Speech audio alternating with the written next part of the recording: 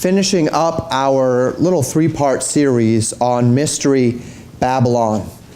Over the last 2 weeks, we have walked through chapters 17 and 18 of Revelation, and in doing so, we've sought to establish some elements of identity, some elements certainly we've seen the destruction of Babylon. And as we've walked through it, I've made no secret about the fact that I believe Babylon to be a literal city as well as a system, that if we were going to identify Babylon itself, that the identity of Babylon would not so much fall at the feet of one particular city or one particular institution as it relates to today, but rather it would fall upon a spirit that has guided the operation of mankind, operation of the secular world, operation of that world outside of God, really since the beginning, or since we might say the flood and the Tower of Babel, where the beginning of that concept of Babylon truly had its inception. And today I'd like to make my case for that a little bit more.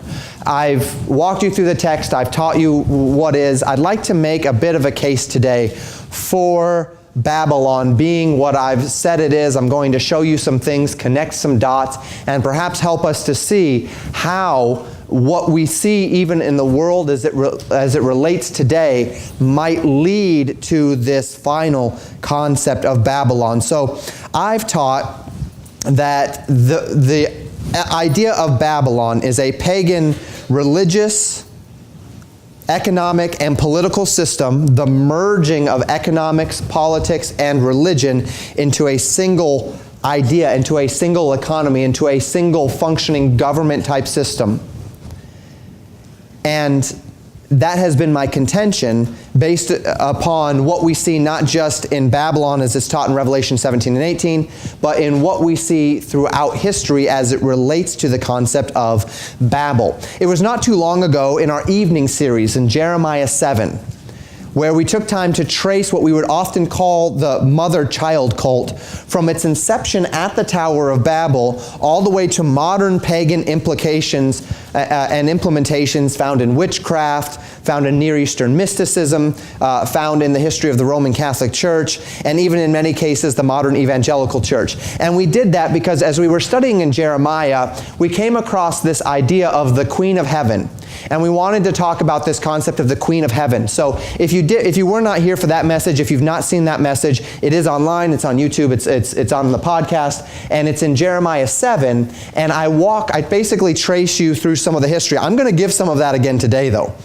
So those of you who were there, some of this is going to be a little bit of a repeat for you, but then we're going to take it a step farther. I remember saying in that Jeremiah 7 message, I wish I could give you more. Well, today I get to give you a little bit more of the implications of Babel, of what happened on that day. Much of what I'm going to tell you today is I'm going to take the concepts as they are presented in the Bible, and then I'm going to add historical and church tradition to it.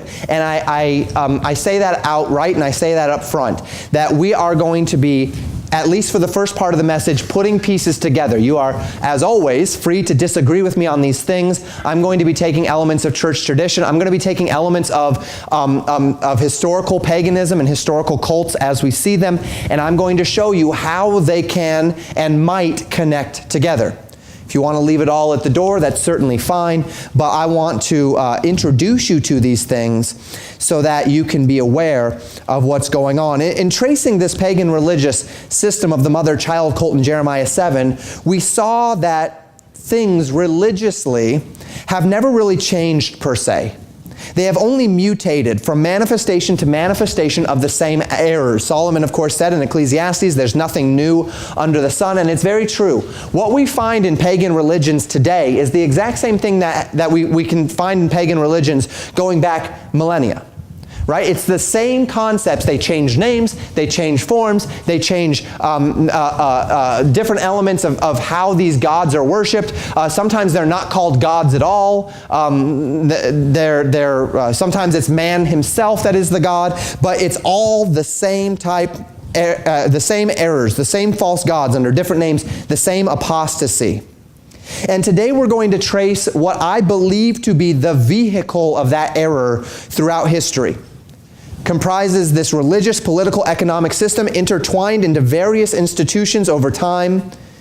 And it's no less of a reality today than it was in the days of Babel. In fact, we're still seeing this same idea pervasive, even in our culture, that we could see all the way back to Babel. So as I mentioned, those of you that were here for that Jeremiah 7, the first bit of this is going to be review, and then we're going to take it through a new direction. So we begin in Genesis chapter 11.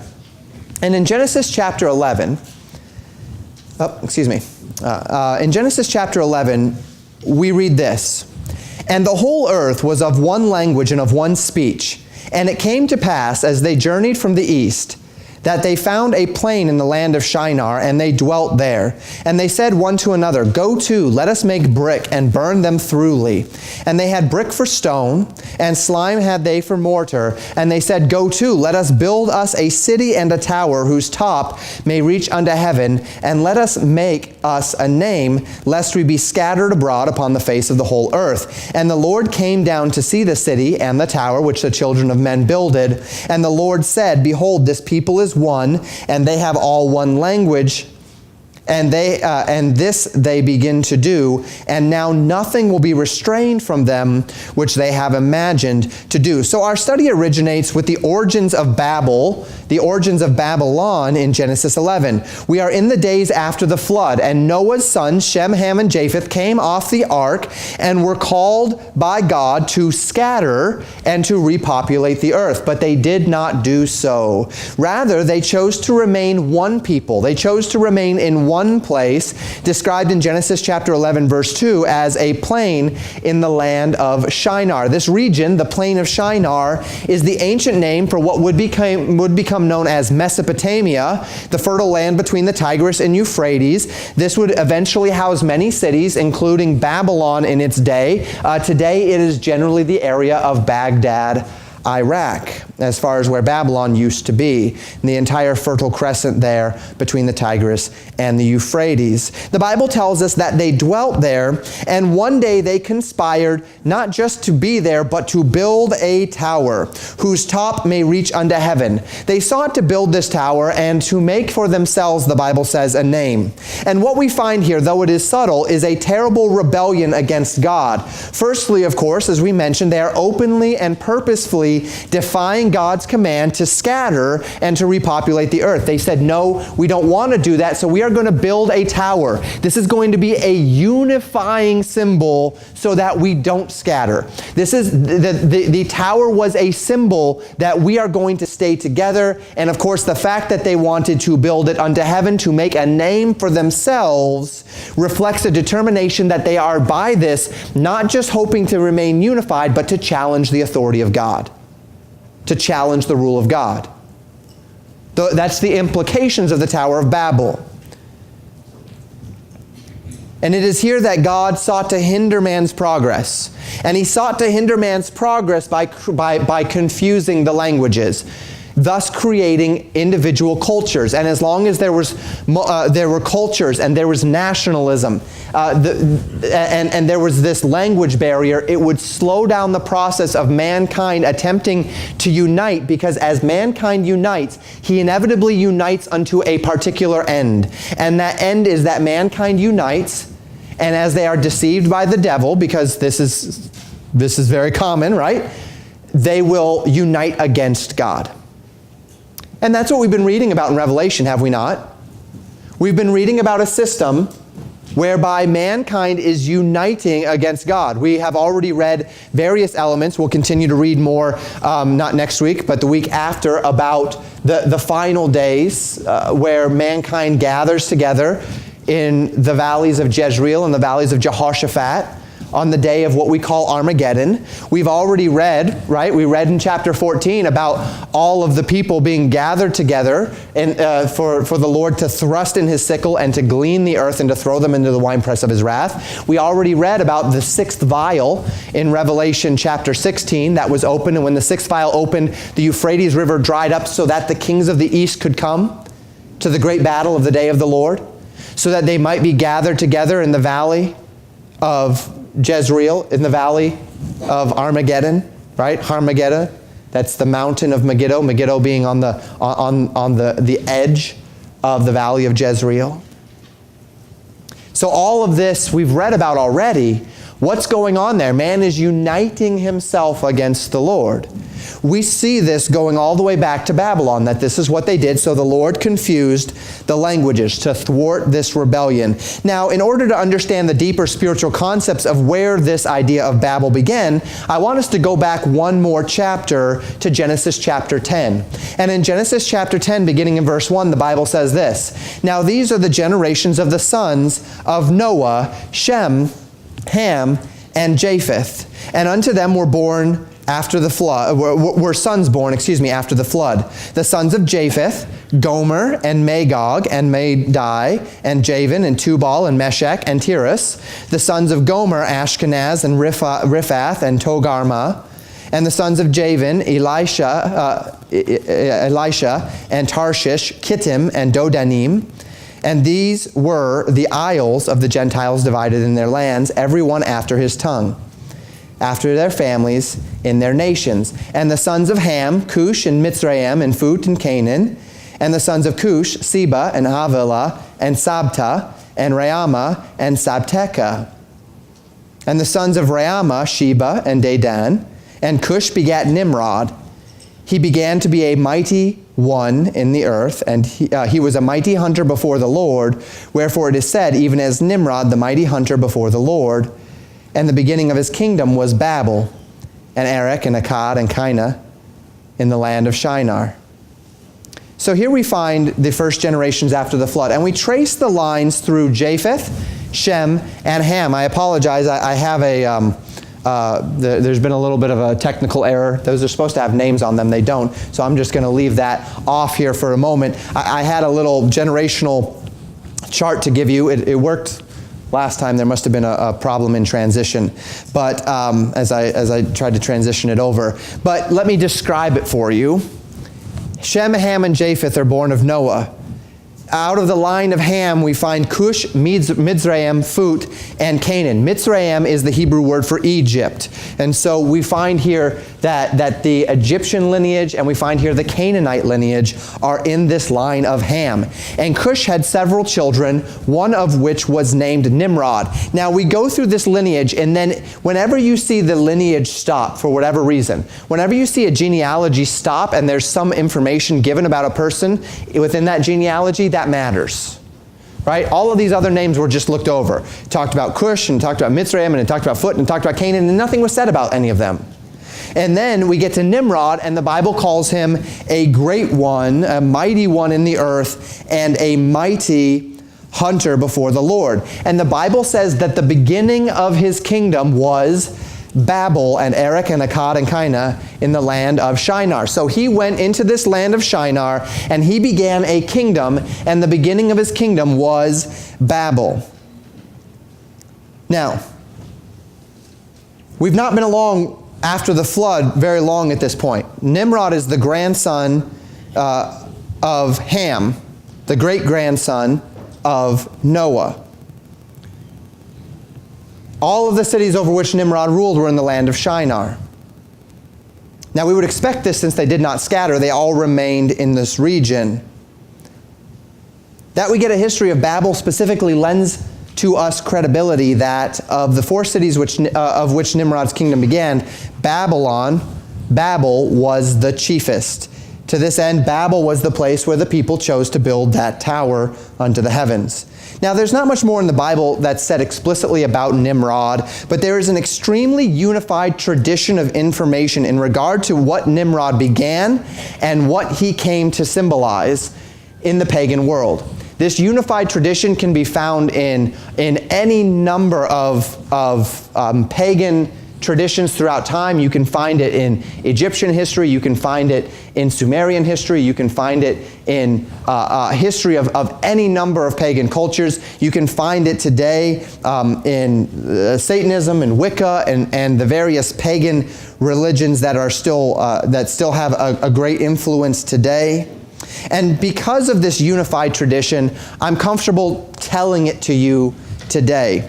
This tradition can be traced through history, including the Bible. I mentioned already that this thing started when we got to Jeremiah 7, a month or so ago in Jeremiah, because we saw the concept of the Queen of Heaven.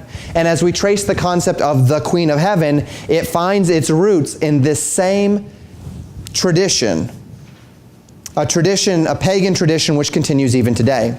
So Babel became the center of a false worship system, according to this tradition, where men sought to exalt themselves above God and the name of God. In Babel, the system began with worship of Nimrod himself as a god king. The idea of this tower, the idea that we are merging our religion, they often call them ziggurats, right? The idea of towers that reach up into the heavens. Merging a religious system with a political system with an economic system, whereby the system was one. Religion was used to enforce political dogmas, and political power was used to enforce religious dogmas.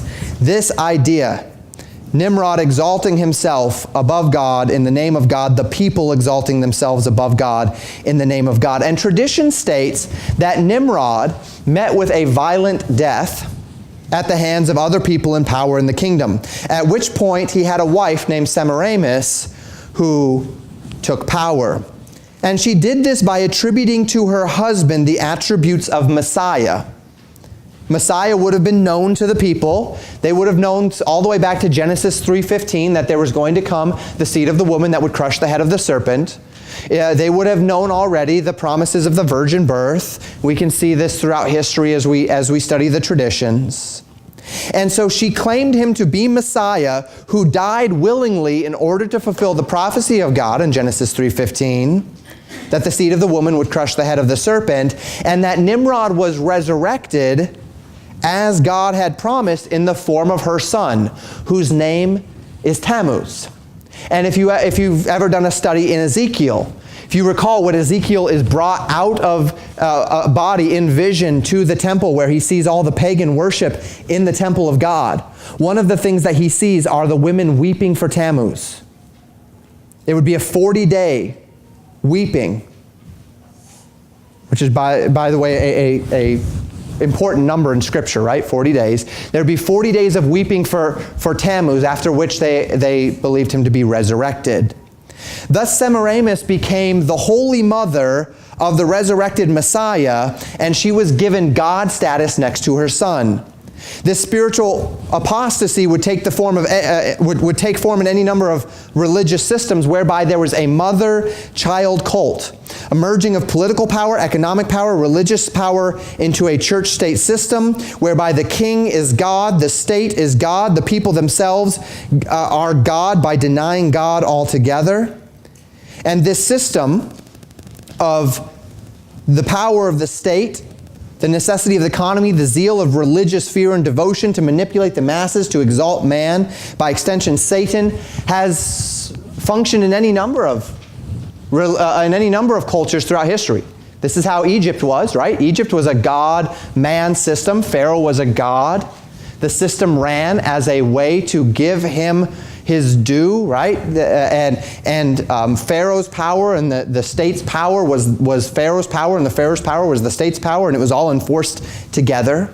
We can see it in any number of cultures and in any number of ways. This is what Babel represents in Genesis chapter 11. I'm going to focus in a little bit more on this mother-child cult, as I did in Jeremiah 7, before we move on past it. The reason why I can tell you these things so confidently this morning is because this mother-child cult is found in nearly every civilization throughout the generations. In Canaan, it was the virgin mother Semiramis and her son Tammuz. In ancient Germanic culture, they worshiped the virgin mother Erta and her son. In the Scandinavian culture, she was called Disa with her son. In the Egyptian culture, the mother was Isis and her son was Horus, the reincarnation of the slain father Osiris.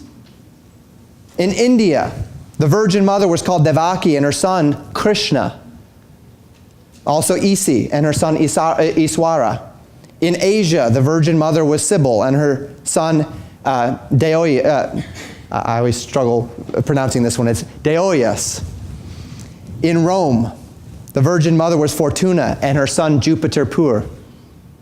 In Greece, the Virgin Mother was Irene and her son Pluto. In China, it was Xing Mu and her child in her hands as well. And when I say this, you might ask, wait, Pastor, don't we have this too? I mean, isn't this the gospel? Isn't this the same as the Virgin Mary and Jesus, the Son of God? No. That's not what we have. What we have is a woman who is a virgin, used as a vessel to bring God in flesh. The woman is blessed as the vessel through whom the God-man comes. And that's it. In the mother-child apostasy, the Virgin Mother is made divine as well, given co-redemptress status with the Son. She is made divine. This is what constitutes the mother-child cult. In the Bible, the Virgin Mother holds no such status. She is a sinner, she is fully human, and functions only as the blessed vessel through whom Messiah comes. To this end, you will have gathered that as we look at the various pagan systems in every culture, the Roman Catholic Church falls within it. The Roman Catholic Church does not fall under the list of faithful. It falls into the list of apostate worship systems that have blasphemed the name of God by following a false religion of Babel in this mother-child cult of elevating the woman to this co-redemptive status, going all the way back in pagan worship system to this counterfeit mother-child cult system that is intended to blur the lines between what God was actually going to do through Mary and Jesus, and intended to cause that slight diversion into error whereby the pagan system could function properly.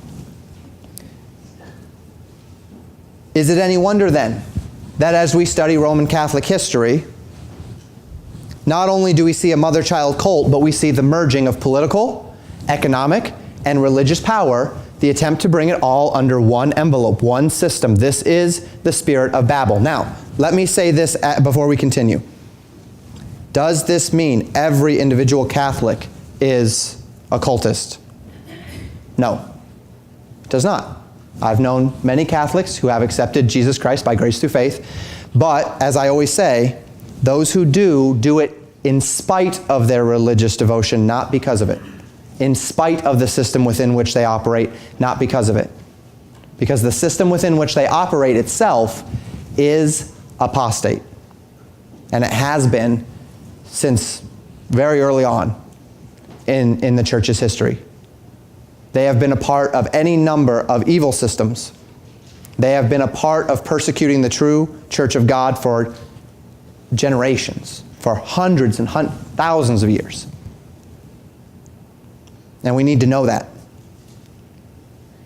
This is why the Roman Catholic Church sought in its time of greatest power to merge itself with the political powers of the day, where they would appoint holy Roman emperors, where they would hold sway over the political powers that be, where they would seek to keep politics under its thumb.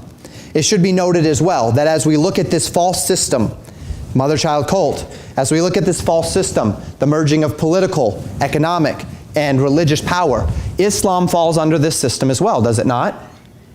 Their caliphate system, going all the way back, if you want to study the Ottoman Empire before it fell at the end of World War I, and what the Ottoman Empire represented, what ISIS was attempting to do, as ISIS was an apocalyptic group attempting to bring in the next caliphate.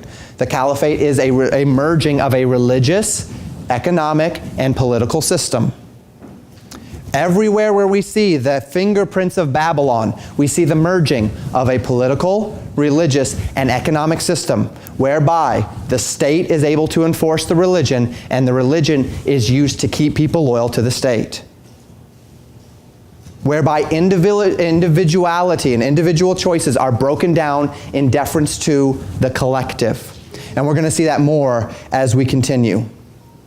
Finally, let me say this as well. Just because a person says that they're atheist or secular does not mean that they're not religious. As a matter of fact, in the humanistic manifestos that I read to you, I don't know, it was probably 6 or 8 months ago, in the humanistic manifestos of the early 1900s, they called it the religion of secular humanism. And it is a religion. And what do we see as it relates to this religion today? The secular humanists are attempting to merge their religious ideas with economics and with politics to enforce their secular humanistic dogma on culture through the power of the state. And so when this book becomes a hate crime, as it is in Canada to some degree, what is happening there? The religion of secular humanism is using the power of the state to enforce its dogmas. That's Babylon.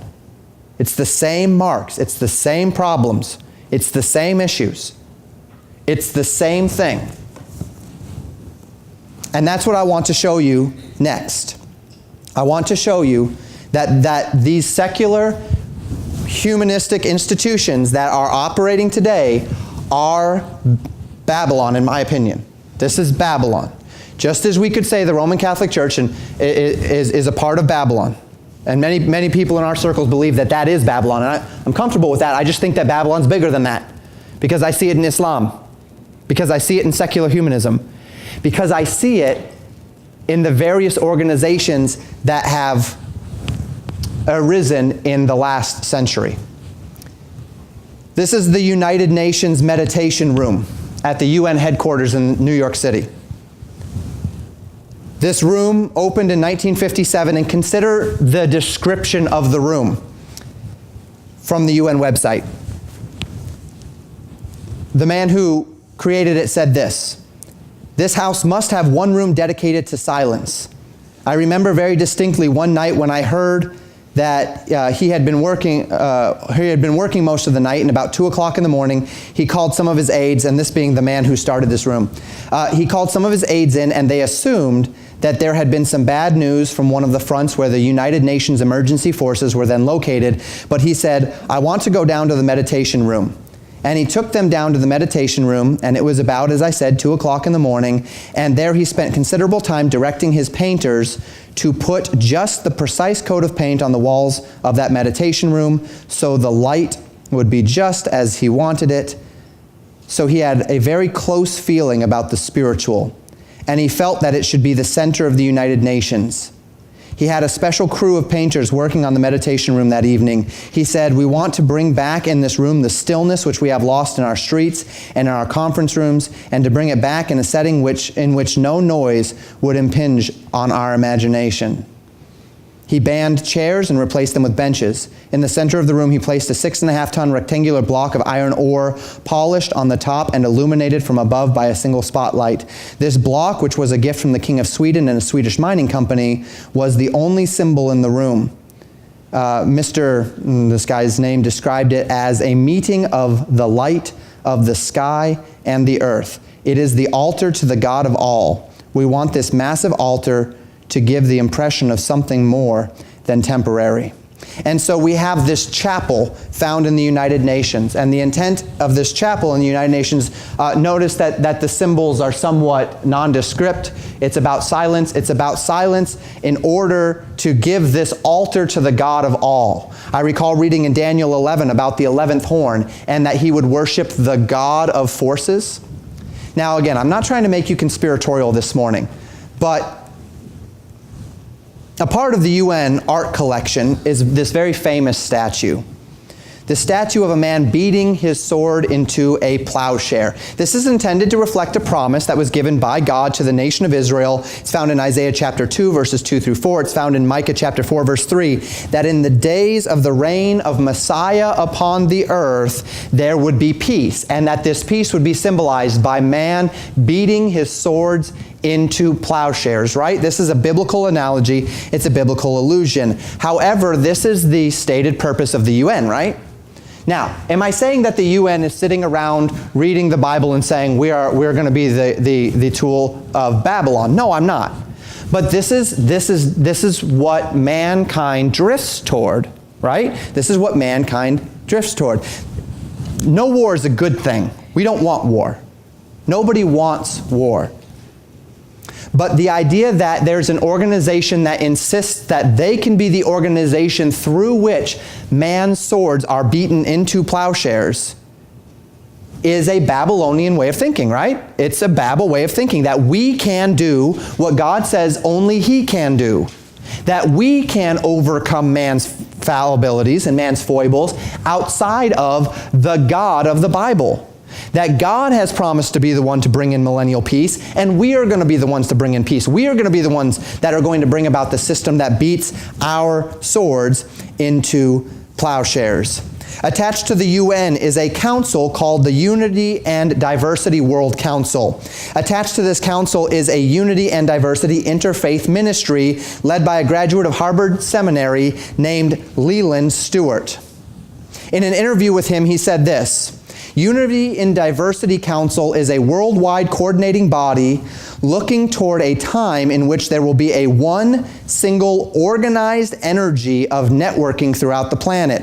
I am very interested in a harmony of all religions, not just to give birth to a new religion, but rather to produce, let's call it a universal religious outlook through which there can be a new connecting of all cultures, all religions, all races. It is very interesting. The motto of the United States from the beginning has been E pluribus unum. Out of the many, one. The biblical worldview of our founders brought about a system whereby the individual is elevated. Individual liberties, individual conscience, the dictates of your own conscience, the liberty to be yourself. The motto of these larger organizations is this idea: unity in diversity, multiculturalism. Again, I'm not saying by any means that the idea of a melting pot is a bad thing. But the multiculturalism that we're seeing in Europe today is not come and be a part of our values. It's everyone's values are the same. And it's causing Europe to collapse under its own weight. And the only way that that can be brought into a solution is by a unifying philosophy, whereby we all compromise and we all come to an agreement. Let's call it a universal religious outlook. And all the way back to the inception of this Unity and Diversity Interfaith Ministry, they knew that the only way to bring this about was to bring religions together.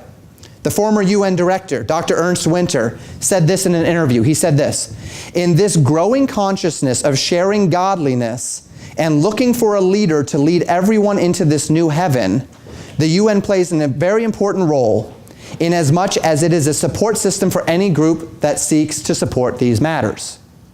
Now, are these people going into their closets and making sacrifices to Satan? Probably not. Are they a part of the system that we see collapse in Revelation 17 and 18? I'm contending that they are. I'm contending that this is the system that we're watching collapse. A religious system, the woman that rides the beast. The beast has 7 horns, or 7 heads. Those 7 heads, 5 of which were before John, 1 of which was in John's day, 1 of which is after John's day. This woman has ridden the heads on top of this beast for a very long time. The 8th beast is a beast that comes out of these other 7 beasts. It's like them, the epitome of them. When this man, Dr. Ernst Winter, says we're looking for a leader to lead us into this new heaven, and the UN is on this, they're not looking for the Messiah. They're looking for an anti-Messiah. You say, so aha, it's the UN. It's not Rome. It's not this. No, it's not just the UN. And that's what I'm trying to show you. What I'm trying to show you is it's not just the UN. The UN is in line with Babylon. As the Roman Catholic Church, we just said, was in line with Babylon. As Islam is in line with Babylon. As secular humanism is in line with Babylon. But things get even crazier when we consider the EU, the European Union.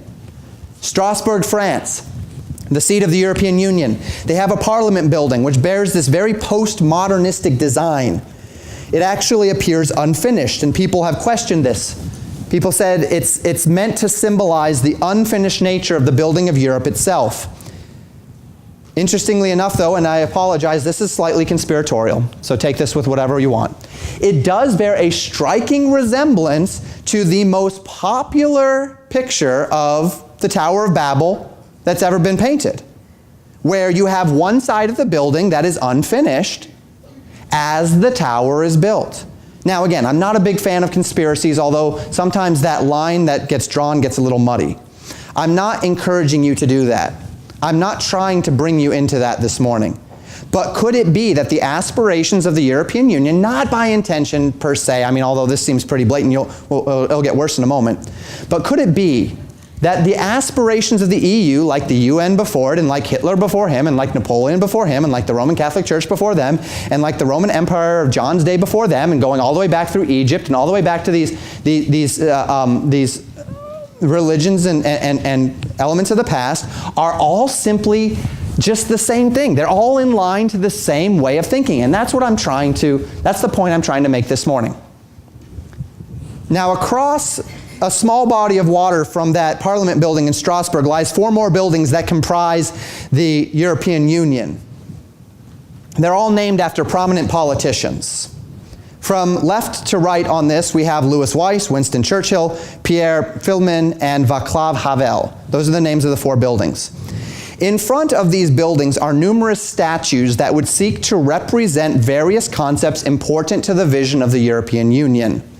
And in front of Winston Churchill, in front of the Winston Churchill building, we have a very unique statue. What does that look like to you? That's a woman riding a beast. Now, this beast does not have 7 heads. This beast does not have 10 horns. But this building is in front of the Winston Churchill building in the EU. It is a woman riding a beast. I don't understand that. I don't understand what's the significance of that? Why would they put that up? I don't know if you've ever seen, I grew up in Colorado. Denver International Airport, it was a big deal when it was being built. It was being built so far outside the city. I don't know if you've ever looked online at the murals that are in Denver International Airport. They are apocalyptic. They are terrifying. They are literally crazy. These murals, you can go through DIA. I've gone through DIA any number of times. You can go and look at these murals. These murals are evil. And they're hanging all over. What is going on there? What is going on there? What is going on? Are all of these people going into their closets and sacrificing cats to Satan? No. But there's a deception here. And they're not being very subtle, though, are they? I mean, this is pretty overt stuff. Let's talk about Geneva, Switzerland. Let's talk about the science facility called CERN. It's a nuclear research facility. Geneva, Switzerland, of course, a place of neutrality, founded by 12 countries in Europe, intended to be this place where the whole world can come to do science, right? It's a place that does science. CERN is famous for having their LHC, right? That Large Hadron Cylinder, collider, Large Hadron Collider, where they collide neutrons and electrons, and they were looking for what they called the God particle, the Higgs boson, right? Just a science facility, an institution for the good of mankind. Sitting in front of this science facility is this prominent statue. I introduce you to the Hindu god Shiva, also called the Destroyer. This false and evil god is said to have the duty of destroying all worlds and ending the creation to dissolve it to nothingness. But what's interesting about the Hindu god Shiva is that the Hindu god Shiva is not seen as an evil god. Rather, the Hindu god Shiva, the destroyer, is seen as a god that destroys the world and tears it down to rebuild it anew. To rebuild it in a new order. Destroy all things that they might be rebuilt better.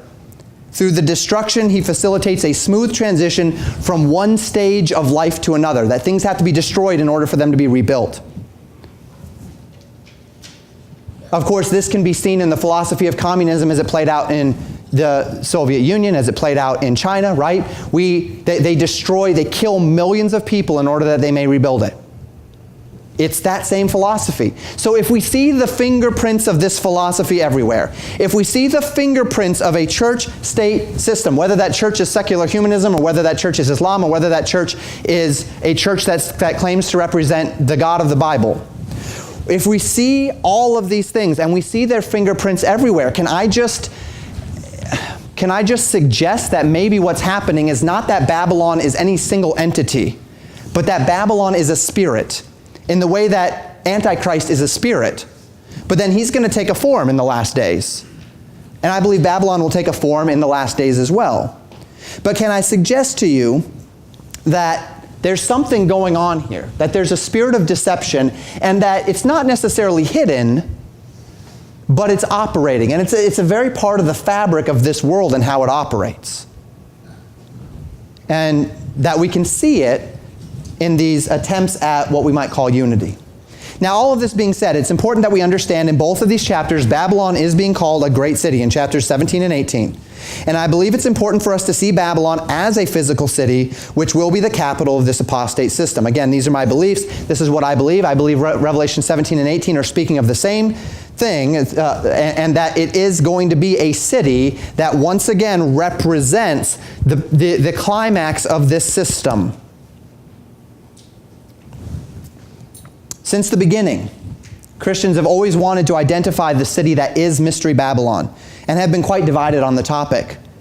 And it's here where we need to allow our study to become prominent in our interpretation. I've given you a lot of circumstantial evidence today. And again, circumstantial evidence is what it is. If you want to just say, okay, all of that's coincidence, all of that's just whatever it is, people just don't know what they're doing, that's fine. And I'm fine with that. I'm really fine with that. What we care about is what the Bible has to say. We need to allow our study to become prominent in our interpretation. Revelation 17:18 told us specifically that this woman is the great city Babylon, which reigneth over the kings of the earth. We learned from Revelation 17 that this woman was drunk with the blood of the martyrs. She persecuted the saints. We learned from Revelation 17 that she will ride Antichrist into power and that she's always sat on kingdoms. We learned from Revelation 18 that the kings of the earth committed fornication with her, that the merchants of the earth were made rich by her delicacies and mourned her destruction. We learned from Revelation 18 that the people of God are called to come out from her and not to be a partaker in her sins. To this end, I believe we're dealing with two concepts here. First, that we're dealing with a mystical concept, the spirit of Babylon, and that's the spirit that still functions today that we talked about last week that we need to come out from. That's the part that is the spirit that reigns in every generation, that is kind of the foundation of secular humanism and of what mankind is without God. This is what he is without God. All of these things that we've seen, that's what man is without the God of the Bible. But then there's also, I believe, a physical idea to this, a literal city that is or will be built. A city that embodies everything that Babel once stood for. As mankind, as the barriers that God has created to keep mankind from unifying break down, right? Language barriers are broken. There's no language barrier anymore.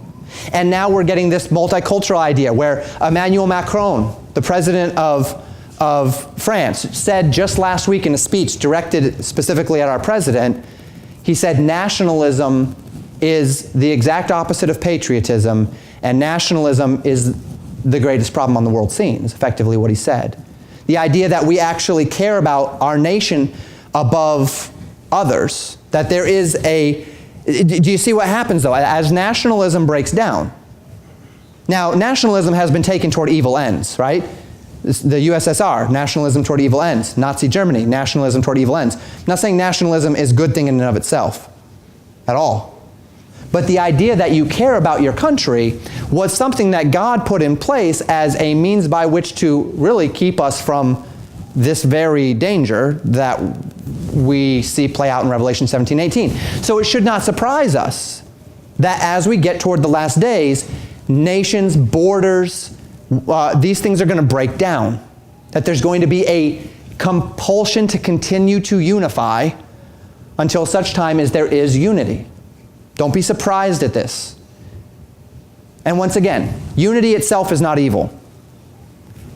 Coming from evil, or coming from unity will be evil, we know that. Because when man comes together, there's no end to his imagination, right? But in and of itself is not evil. Unity in and of itself is not evil. It's what can come from it. It's man's tendencies as it relates to it, right? So we're seeing this happen. Likely the idea then, I believe, is that there will be a literal city that embodies everything that Babel once stood for. It will be a political, economic, spiritual center of the world. But it will also, as we considered at the end of Revelation, be hated by those in the world who are loyal to the beast, because the beast will want to get beyond the system, get above the system. Because Mystery Babylon will aspire, as it has always aspired, to become the dominant force in the world, and Antichrist will want to become that dominant force himself. To this end, the question is asked, what might this city be? It's very important to note that entire books have been written arguing for or against certain cities. And they all wrap around the idea of attempting to draw out various physical and spiritual characteristics of the city and then pegging certain cities or certain countries with those characteristics. And so some believe the United States best fit the model because in this age we are the economic powerhouse of the world. We are lavish, we are gaudy, we are proud, we are the hub of commerce, of exchange, we are the hub of military power. But of course we know all of these things could change in a moment, right? All of these things could change in a moment. The U.S. is by no means right now fits as a spiritual descriptor. The United States has never been the hub through whom the martyrdom of the saints has taken place. So we don't really fit that right now as the idea may be. The U.S. is not a nation drunk with the blood of the saints. Individual cities, I don't know that there's anything about the United States that in reputation, historically, we could say fits that description. Many believe, going back to the Reformers, as I've said many times, that the Catholic Church is Mystery Babylon. Many of the Reformers called the Pope Antichrist, and they did that because they believed that the Catholic Church is Mystery Babylon. They believed that it was the vessel through whom Antichrist would come, and yet then we saw the Catholic Church lose a great deal of its power. This one does make quite a bit more sense. We see a Roman Catholic Church that throughout history has, by and large, been an apostate pagan religion, mimicking the truths of the Bible. We see their desire to merge the state with the church, like they had for about 1,000 years there of the Middle Ages. They have their own country, right? The Vatican is its own country. They have their own seat of power that no other country can really touch. They are lavish, they're wealthy, they're gaudy. The Roman Catholic Church is guilty of more martyrdoms of true believers than any other entity on the earth through the Inquisitions. The Vatican is in Rome, which has historically been known as the City of Seven Hills. Many have connected that to the idea that the woman sits on the seven hills. We've already talked about that in several different contexts. But once again, I do believe that this theory is a little bit short-sighted. I think the Roman Catholic Church is a good example of Mystery Babylon, but I think it simply falls into the timeline, the trend. It is one of several different institutions that could have been, or still could be, the end times idea, but I believe that it's just a part of the fingerprints. It's just a part of the whole. And that's the reason why I gave you this stuff about the UN and the EU, because we see even outside of the Catholic Church, we see this stuff happening, right? We see the goals of the UN align with Babylon. We see the goals of the EU align with Babylon. And so when we see that, and we see the goals of all of these various institutions align with the same ideal, then we might think that the ideal is a little bit broader than just the Roman Catholic Church. Islam, their goal to create a new caliphate, to merge politics and religion, right? That's in line with it as well. And may I seek to offer you some perspective on this as it relates to the evangelical church as well. We're living in a time of tremendous ecumenicism. The Catholic Church is becoming considerably more charismatic in recent years. The Pope is an open communist and a radical. The evangelical church has yielded all doctrinal distinctives in order to foster unity. Reformed theology is quickly turning back to Rome and seeking unity with the doctrines of Rome. And many in Islam are actively calling for an Islamic Reformation. And that's what I believe is going to happen. Could it be that all of these faith systems are in fact merging into one? Merging into something new? Could it be that while Mystery Babylon has existed in any number of forms throughout the generations, what we see in Revelation 17:18 is a fullest form, a grand incarnation, but one which is yet to really be realized, one that is yet to be fully formed? And if this is the case, then it frees us to be as literal as we want with the text. If Babylon does not yet necessarily exist, even in its spiritual form, if there is still to be a merging of a grand political, a grand religious, a grand economic system, all of which will look slightly different than what we see today in some unifying way, then I believe that we should default to be as literal as possible. And if we default to be as literal as possible, then I believe that there is going to be a new city built called Babylon, that is going to become the center of this new system. And if we cross-reference this idea with the Babylon of Jeremiah 50, I believe it is the safest and most interpretively sound option that there will be a literal Babylon rebuilt, a city built by the world to become the political, economic, and religious center and to become a symbol of a unified world, to become a symbol of what the world wants to become. Quite literally, they are going to attempt to revive Babel. Perhaps even build a tower. I don't know.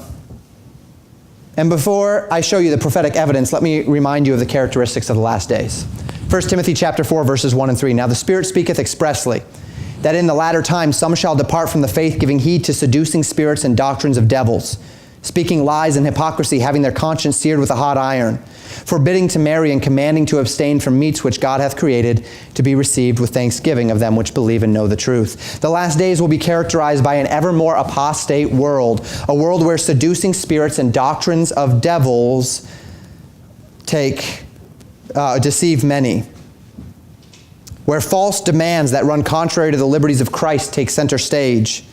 And though we will find as we continue that not all the world is on board with any of these systems, we'll see that in Revelation, this has not stopped organizations attempting to unite to disparate people groups under such terms. It's not difficult to imagine a time when people will desire to cede their sovereignty, their power, and their control to a larger body, where nations will desire this. There is, in fact, already a very large portion of people, both in the United States and in Europe, who call for and welcome such interaction, cooperation, and unity. To this end, I do not believe it is beyond the scope of possibility that the world would come to a place where they would decide that Babel, even if they claim not to believe the Bible, is actually the kind of the world they want.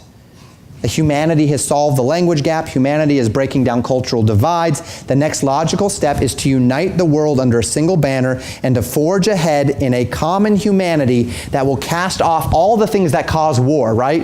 Tribalistic groupthink and their tribalistic gods. And they'll worship the God of forces, an all-encompassing, all-accepting God made in our image and after our likeness. So now I want to take you to prophecy. And what I want to show you is that even in Jeremiah's day, the prophecies of God against Babylon were not necessarily completely fulfilled. That there are promises of God made against the city of Babylon that have yet to take place. And one of the main reasons why we believe that God still has a plan for national Israel is because God has not fulfilled all the promises in the Old Testament.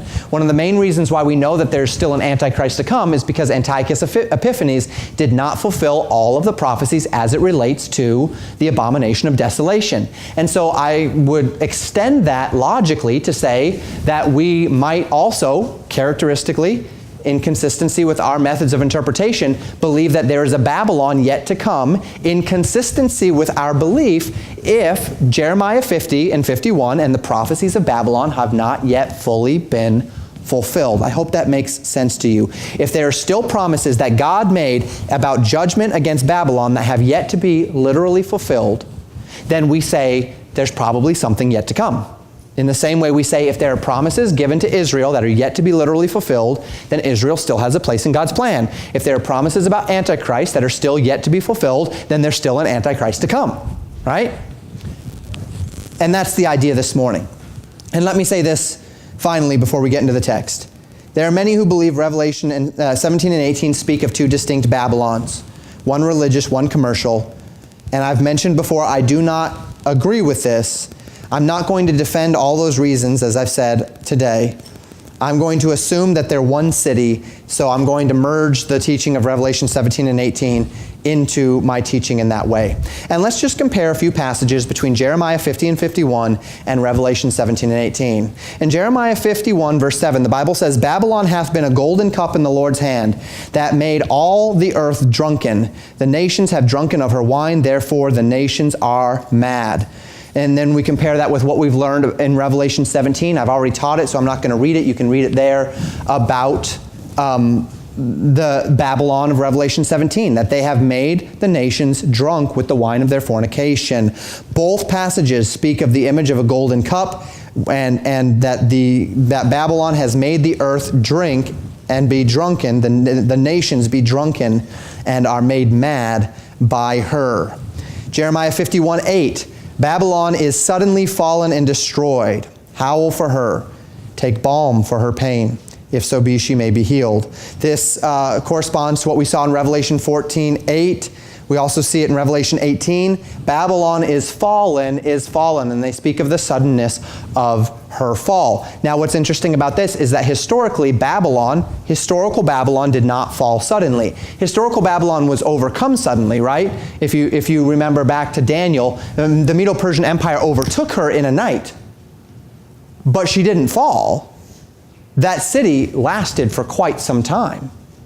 The system continued to function for quite some time and broke down gradually. Jeremiah 51 verse 30. The mighty men of Babylon have forborne to fight. They have remained in their holds. Their might hath failed. They become as women. They have burned her dwelling places. Her bars are broken. And then, of course, in Revelation 17, verse 16 and 18, verse 8, we see that the Babylon of Revelation is to be burned with fire, that both would be burned with fire. Jeremiah 50, verse 39. Therefore, the wild beasts of the desert with the wild beasts of the island shall dwell there, and it shall be no more inhabited forever, neither shall it be dwelt in from generation to generation. Revelation 18 verse 21 tells us that the great city Babylon will be thrown down and shall be found no more at all. And so once again we see the idea that whatever this Babylon might be, we see a correspondence there in the prophecies. Jeremiah 51 verses 63 and 64. Thou shalt bind a stone to it and cast it into the midst of the Euphrates, and thou shalt say, Thus shall Babylon sink, and shall not rise from the evil that I will bring upon her. We spoke about this last week, that Jeremiah took the promises against Babylon in Jeremiah 15:51, and he wrapped that scroll around a rock. And he threw that rock in the Euphrates River, saying that Babylon would be no more.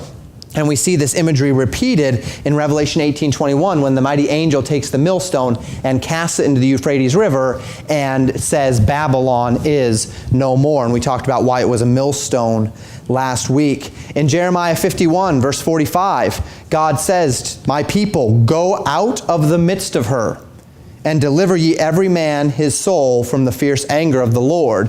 Get away from Babylon. Now, all the way to the time of the New Testament, people were traveling to Babylon because there was a tremendous contingency of Jewish believers in Babylon in the time of the New Testament.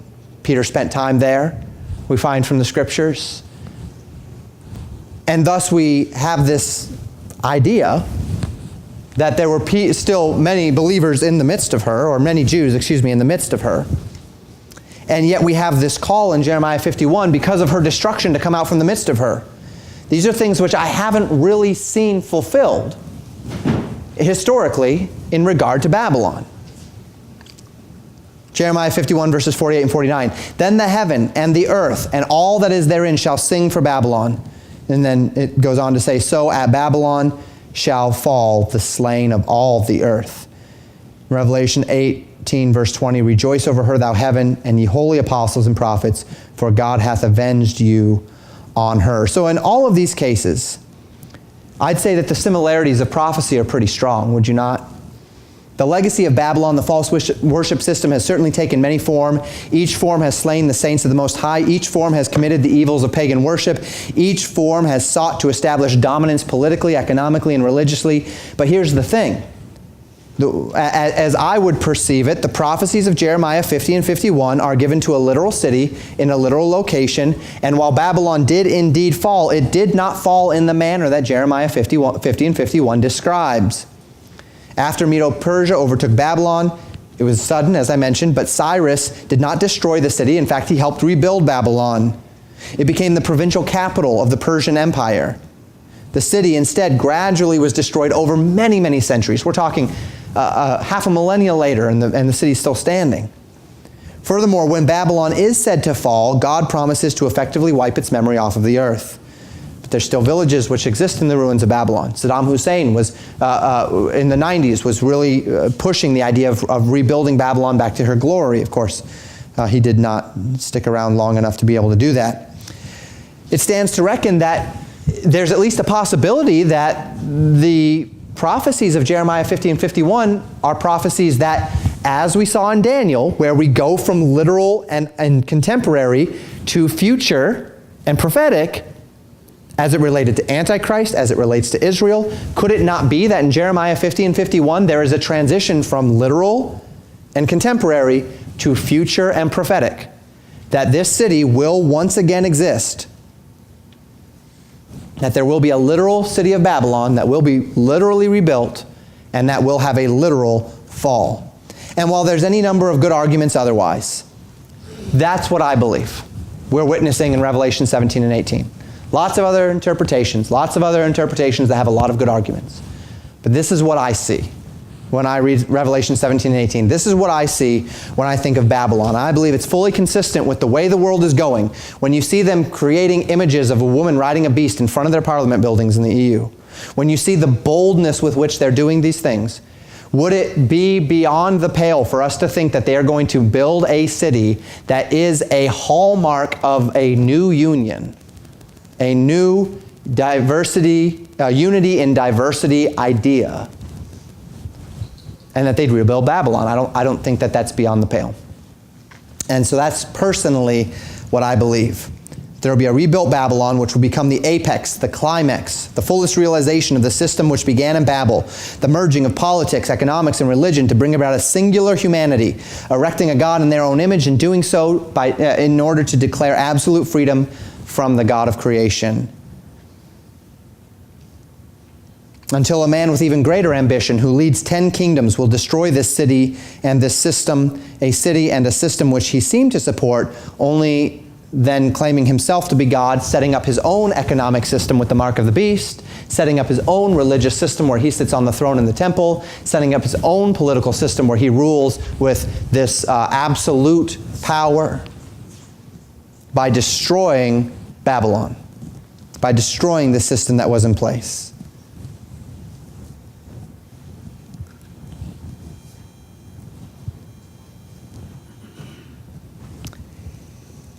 And if it hasn't become obvious, let me just conclude by saying that I believe the legacy of Mystery Babylon is far more important than the identity of the city itself. All the stuff about the identity, all the stuff that's felt a little bit conspiratorial, again, take it or leave it.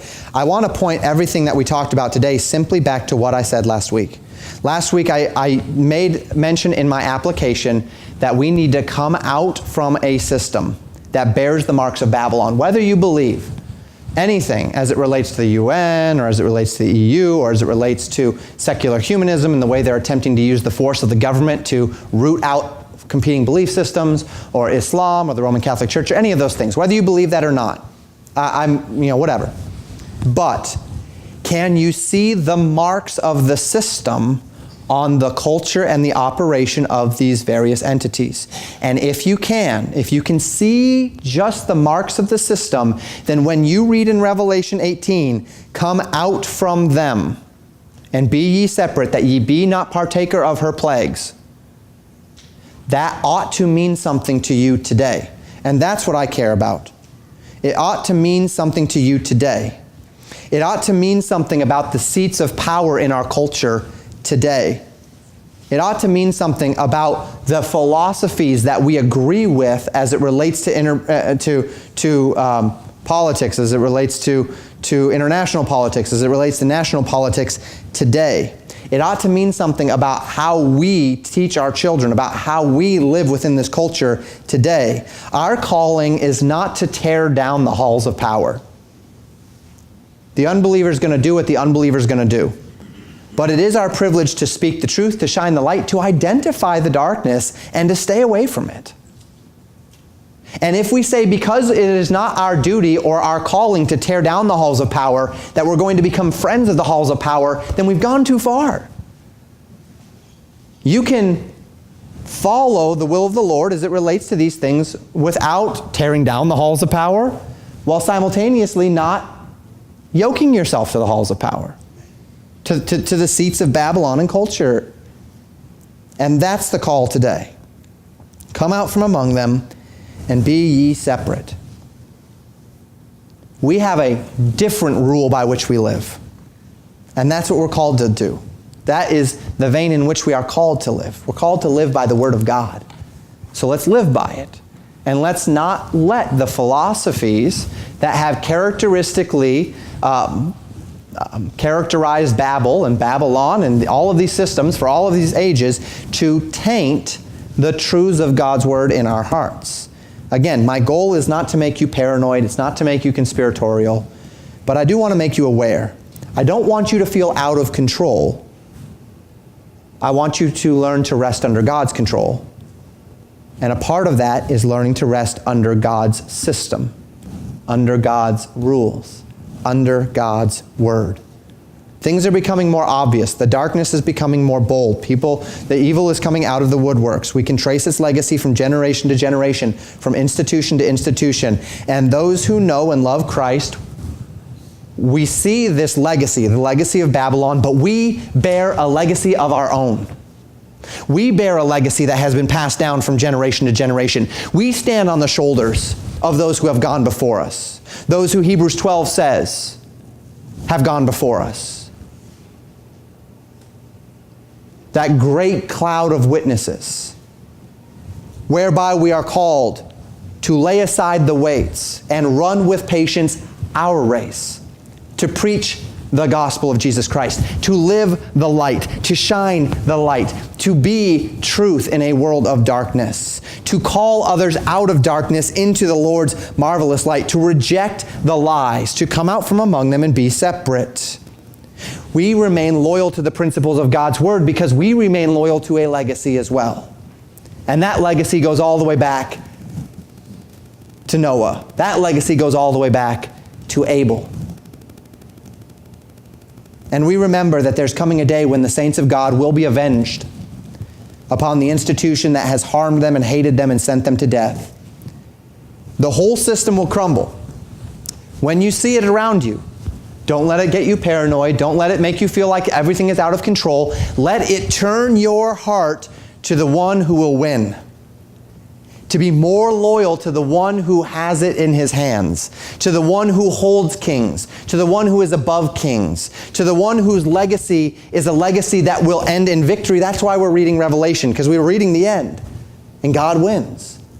And if you're on God's side, you win too, right?